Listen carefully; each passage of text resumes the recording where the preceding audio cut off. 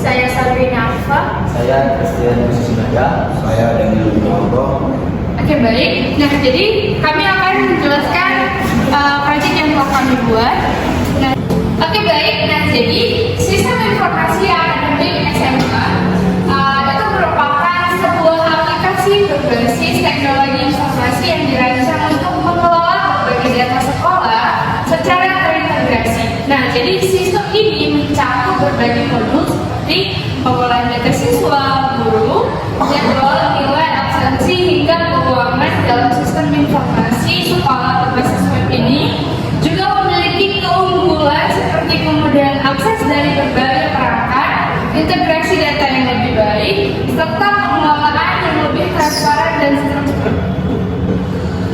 Nah, jadi fungsi dari sistem informasi akademik yang kami buat ini itu yang pertama ada pengelolaan data secara terintegrasi. Jadi dia memungkinkan pengelolaan data siswa, guru, jadwal, nilai, absensi dalam satu platform yang terstruktur dan mudah diakses. Nah, yang kedua itu aksesibilitasnya informasi, memberikan akses cepat dan mudah kepada semua pihak yang berkepentingan seperti siswa, orang tua, dan staf administrasi untuk mendapatkan informasi yang tepat.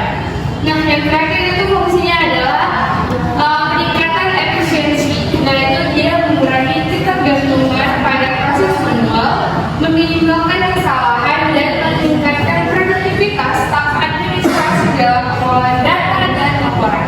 Baik, selanjutnya akan dijelaskan oleh teman saya Andi. Oke, baik, di sini saya akan melanjutkan materi kami, yaitu mengenai operasi sistem informasi akademik SMA. Nah, yang pertama itu ada manajemen data siswa yang mencakup tentang pengumpulan, penyimpanan dan pengelolaan informasi dari siswa, termasuk data akademik dan fungsi. Nah, yang kedua itu adalah pengelolaan nilai dan pembelajaran, yang mencakup proses pencatatan, pengolahan, dan pelaporan dari siswa serta jadwal ujian dan evaluasi. Nah, ketiga itu ada jadwal pelajaran. Di sini mencakup tentang penyusunan dan pengolahan jadwal pelajaran, termasuk jadwal kelas dan peraturan guru. Nah, yang keempat itu adalah laporan administrasi. Penyedia laporan keuangan, absensi, dan laporan akademik yang terstruktur untuk analisis dan pengambilan keputusan. Dan yang terakhir itu adalah komunikasi. Di sini memfasilitasi komunikasi antara sekolah, siswa, dan juga orang tua melalui portal atau aplikasi yang terintegrasi. Adapun arsitektur dan cara kerja sistem informasi akademik ini, yaitu pengujian sistem dilakukan untuk memastikan bahwa sistem informasi sekolah menengah atas berjalan sesuai kebutuhan dan bebas dari kesalahan atau bug. Nah, pengujian ini mencakup beberapa metode, yaitu unit testing, integration testing, resistance testing, dan user acceptance testing atau UAT. Berikut contoh arsitektur dan cara kerja sistem informasi akademik sekolah. Nah, untuk contohnya akan dilanjutkan dan dijelaskan oleh teman saya. Baiklah, selanjutnya kita masuk pada contoh arsitektur dari sistem informasi yang kami buat. Pertama ada client side sebagai front end. Itu ada teknologi seperti HTML, CSS, JavaScript, dan juga dengan fungsi menyediakan antarmuka pengguna yang interaktif untuk siswa, guru, dan juga admin. Selanjutnya ada server side sebagai backend. Teknologi yang digunakan adalah framework seperti Laravel atau PHP atau juga Java WordPress. Fungsinya mengelola logika aplikasi, memproses permintaan dari pengguna, dan berinteraksi dengan database. Selanjutnya ada database dengan menggunakan MySQL atau PostgreSQL dengan fungsi menyimpan data siswa, guru, nilai, absensi, dan jadwal dalam sistem yang terorganisir.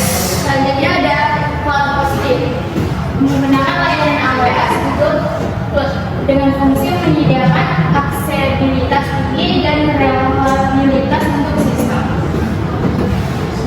Selanjutnya adalah cara kerja dari sistem informasi yang kami buat.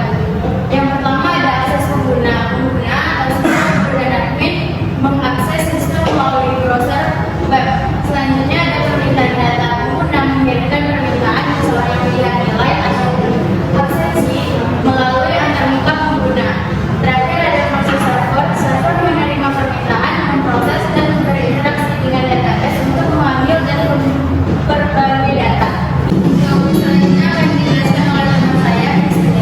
Selanjutnya itu adalah cara kerja sistem informasi sekolah menengah atas. Yang pertama, pengambilan data. Server mengirimkan data yang diminta kembali ke cloud yang kemudian ditampilkan kepada pengguna. Kemudian adalah manajemen data. Admin dapat menambah, mengubah, atau menghapus data melalui yang terbuka admin mengikuti proses serupa. Selanjutnya penjelasan teman saya dengan nomor. Baik, berikutnya kesimpulan. Bisa ditarik pengembangan sistem informasi sekolah menengah atas berbasis bertujuan untuk keamanan institusi dan aktivitas pengolahan data lingkungan sekolah. Sistem ini dirancang untuk diintegrasikan berbagai modul seperti pengolahan data siswa, guru, nilai absensi, jadwal pelajaran dan laporan administrasi satu lapor yang mudah diakses. Ini masih pengujian dapat disimpulkan. Yang pertama, sistem telah berhasil memenuhi kebutuhan utama pengguna seperti kemudahan manajemen data, identitas informasi dan keamanan data. Yang kedua, pengguna teknologi berbasis web memastikan sistem dapat diakses kapan saja dan di mana saja, memberikan fleksibilitas yang tinggi pada pengguna. Ketiga, hasil uji coba menunjukkan sistem berjalan dengan stabil, memberikan sistem cepat dan standar keamanan untuk menjadi data sekolah. Oke, baik, di sini saya akan menjelaskan mengenai demo aplikasi kami. Yang pertama sini saya akan menjelaskan mengenai database kami yang kami simpan di dalam MySQL. Nah, pertama kita akan buka aplikasi SAPPP yaitu MySQL-nya. Nah, di sini kita udah pakai Apache dan MySQL. Di sini kita langsung klik yang bagian admin. Nah, harusnya kita kalau kita mau buat database itu kita klik yang baru. Tapi di sini kami udah buat database kami yaitu dengan nama si akad. Maka kami akan buka langsung akunnya.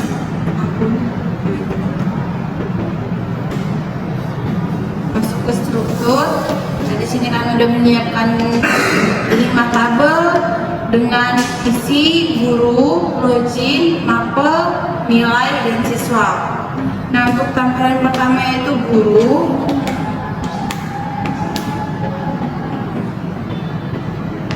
Nah, dalam tabel guru ini ada data yang memuat tentang NIP guru, nama guru, nomor telepon, dan agama dan alamatnya.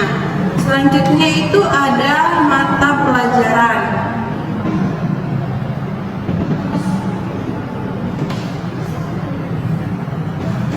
Nah, dalam mata pelajaran ini kami memuat data mengenai mata pelajaran yang ada serta jurusan dan guru yang membawakan mata pelajaran tersebut. Selanjutnya kami memuat tabel nilai dengan data siswa, jurusan, kelas, dan nilainya. Dan yang terakhir itu ada di tabel siswa. Nah, di tabel siswa ini tersendiri kami membuat data mengenai NIS, nama, kelas, jurusan, dan alamatnya. Oke, baik. Nah, selanjutnya itu kita masuk ke codingan yang udah kita buat untuk masuk ke PHP itu agar membentuk sistem informasi yang akan kami buat nanti atau siapkan SMA. Yang pertama ada dashboardnya. Di dalam setelah data yang telah dibuat di MySQL tadi, kita masuk ke Visual Code untuk membuat codingan yang akan disatukan untuk membuat sistem informasi yang akan kami buat nanti. Ini codingannya. Nah, yang pertama ini kita masuk ke dashboard. Nah, di dashboard inilah terdapat nanti ada siswa, guru, mapel, nilai. Nah, jadi total siswanya, total gurunya juga, total mapelnya, total nilainya juga. Nah, jadi kode-kode ini yang akan membantu memanggil semua detail nanti hingga di dalam dashboard kami itu tertera.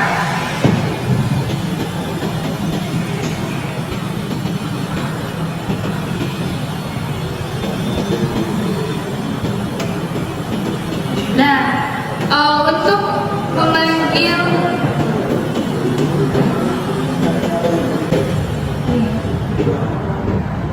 Oke. Nah, untuk memanggil di sini kan kami ada buat data guru, siswa, nilai dan sebagainya. Nah, di dalam visual code kami ini atau codingan kami ini kami buat dia create, delete, edit, sama indent, store, update-nya juga. Nah, jadi semua yang udah dibuat di dalam codingan itu nanti akan masuk ke dalam sistem informasi yang telah terbuat nanti, yang telah tersedia nanti. Nah, jadi nanti tampilannya akan seperti ini.